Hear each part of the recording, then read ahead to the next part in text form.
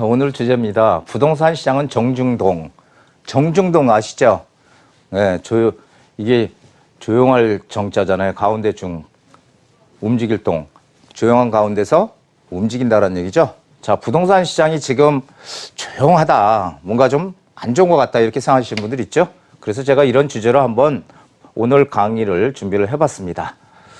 자, 지금 이런 기사들 많이 나오고 있습니다. 부동산 시장 드디어 조정 국면 진입했나. 이사대책의 효과로 지금 시장이 조금 잠잠한가. 이렇게 지금 나왔죠.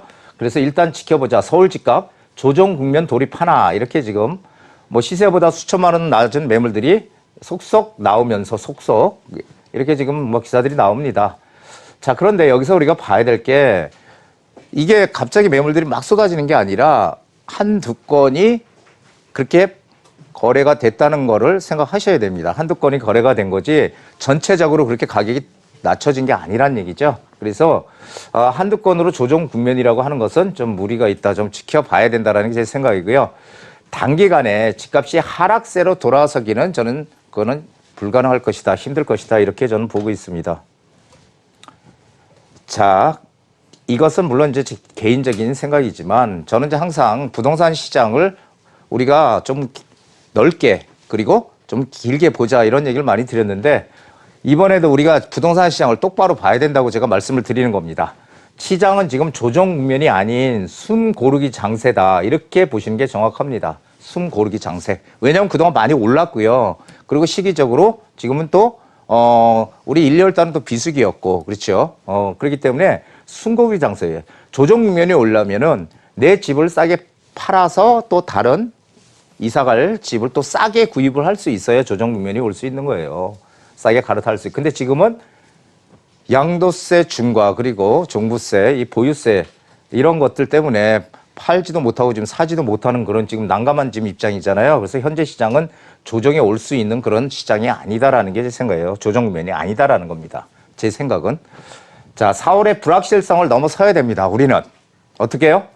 불확실성이 강할수록요. 항상 투자의 기회는 오는 거예요. 많은 분들이 불확실성 때문에 움직이지를 못할 때 그 불확실성을 깨고 움직이는 사람들만 투자해서 이익을 극대화시키는 겁니다. 3월, 4월, 5월이 투자의 적기라고 제가 감히 말씀드리고 싶습니다. 자, 지금 이사대책 나와서 이 공공주도 재개발, 개발, 여기에 대한 후속 조치, 입법 조치가 나와야 되는데 그런 거 지금 아직 안 나오고 있고요. 서울시장 선거가 4월 7일입니다. 그리고 6월 1일을 기준으로 해서 6월 달부터 양도세, 종부세 전부 다 크게 인상이 되면서 불확실성이 고조가 되고 있는 이런 지금 상황들이 있죠. 그래서 사람들이 지금 매도할까 아니면 더 가져가야 되나 상당히 심각한 고민들을 지금 많이 하고 계신 겁니다. 왜? 나는 집을 강남에 집 한 채 가지고 있는데 이게 그냥 저절로 막 올랐어. 난 그런 생각도 없었는데 그런데 보유세가 엄청 많이 나오잖아요. 그러니까 은퇴를 하고 한 채 가지고 있는데도 이 보유세 때문에 지금 이게 팔아야 되는지 말아야 되는지 지금 갈등들이 상당히 많은 지금 그런 시기다 이렇게 저는 보고 있습니다. 자, 6월 달 이후에 부동산 가격이 어떻게 될까요? 2월 양도세, 종부세 부담으로 6월 이전에 일부 매물들이 나올 가능성이 있다. 뭐 때문에? 세금 때문에. 왜냐하면 6월 1일부로 양도세도 10%씩 다 높아지고 종부세도 더 크게 올라가잖아요. 그렇기 때문에 그 전에 절세 매물이 나올 가능성 분명히 있습니다. 예, 있는데 집값이 이것들이 나옴으로써 집값을 떨어뜨릴 만한 그런 매물 급증은 기대하기 어렵다는 게 제 생각이에요. 왜냐하면 나오는 지역들만 나올 거고요. 그리고 강남에 정말 고가의 매물들 여러 채 가지고 있는 분들 이 종부세 부담 때문에 내놓을 수 있겠죠. 하지만 그 외 대부분은 버티기 작전으로 들어간다라는 게 제 생각이고요. 재개발, 재건축 시장의 동향을 우리는 뭐 해야 된다고요? 주시해야 된다.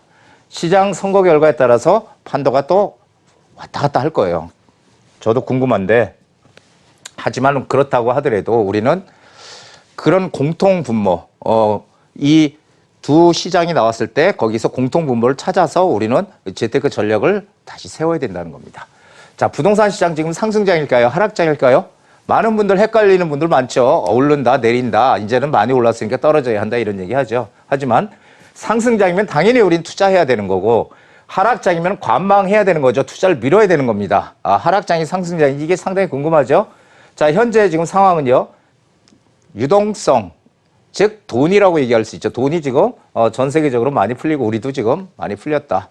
이 돈은 많이 풀렸는데 갈 곳 없는 돈들이 지금 이 실물 자산이 안전 자산으로 흘러간다. 그리고 제로금리, 공급 억제 정책, 예, 특히 서울에 대한 공급 억제. 이게 이제 반사적으로 뭐 경기도 지방까지 다 퍼져나갔죠. 예, 가격 상승으로.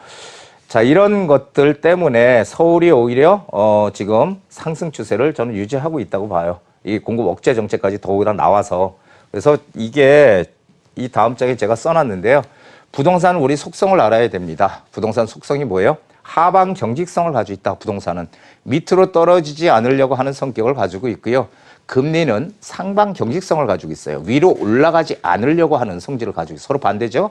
그래서 부동산은 하방 경직성을 가지고 있기 때문에 한 번 오른 가격은 잘 떨어지지가 않습니다. 예, 이거는 여태까지 경험이죠. 여태까지 수십 년 동안에 내려왔던 경험이고요.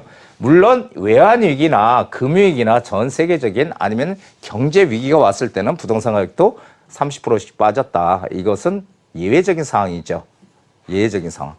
상승장에 많이 오르고요. 하락장에는 적게 떨어져요. 항상 제가 경험을 해보니까.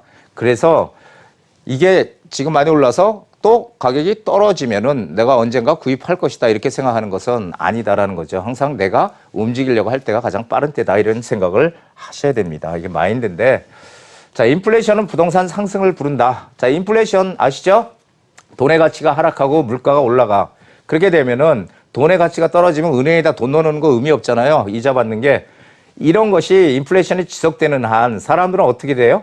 돈의 가치는 떨어지니까 돈의 가치 하락을 방어하기 위해서 실물 자산에 투자한다는 거죠. 실물 자산의 대표적인 자산이 부동산 자산이죠. 그리고 뭐 금 같은 거, 골동품 같은 게 이제 실물 자산이라고 얘기할 수 있겠죠. 반대로 디플레이션이 온다. 그러니까 이때는 실물 자산, 부동산을 가지고 있어야 되는 게 맞고요. 이때는 금, 골동품. 예. 디플레이션 같은 경우는 화폐 가치가 오히려 올라가고요. 물가가 떨어지는 거예요, 물가가. 그래서 실물 자산 가격이 오히려 하락합니다. 그럼 이럴 때는 우리는 어떻게 해야 돼요? 무조건 돈을 가지고 있어요. 돈의 가치가 높아지니까. 그렇죠? 이것을 잘 구분해야 됩니다. 현재가 이 상황인지 여러분들 한번 잘 판단해 보시기 바랍니다. 자, 투자의 원칙을 세워야 됩니다, 우리는. 첫 번째, 정책 흐름이 중요하다. 항상 제가 말씀드렸죠? 정책이 어떤 방향으로 가느냐, 이것을 잘 봐야 돼요. 그래야지 우리가 방향성을 올바르게 잡을 수 있는 겁니다. 자, 미래의 시장은 차별화 시장이다. 이런 얘기 제가 많이 드렸죠.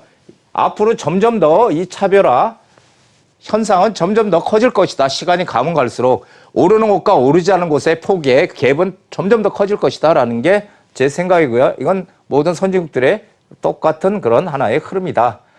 그리고 항상 얘기하지만 중심 입지에 투자하라. 이거 정말 중요한 얘기입니다. 미국의 전 대통령이었던 트럼프 대통령도 그 부동산 개발을 막 하고 그랬잖아요. 그래서 이 사람이 했던 유명한 얘기 있잖아요. 부동산은 뭐라고요? 로케이션, 입지, 로케이션, 입지다 이런 얘기 했죠. 그래서 입지에 투자를 해야지 우리가 돈을 벌 수 있다. 그리고 한강변과 역세권의 가치, 이걸 먼저 어떻게 하라고요? 선점하라. 이미 다 개발이 진행되고 있고 이런 데는 가격이 이렇게 비싸잖아요. 그러면 앞으로 개발될 수 있는 지역을 우리가 선점해서 들어가는 그런 지혜가 필요하다는 거죠. 한강변, 어떤 한강변이요? 단독주택, 빌라, 밀집 지역.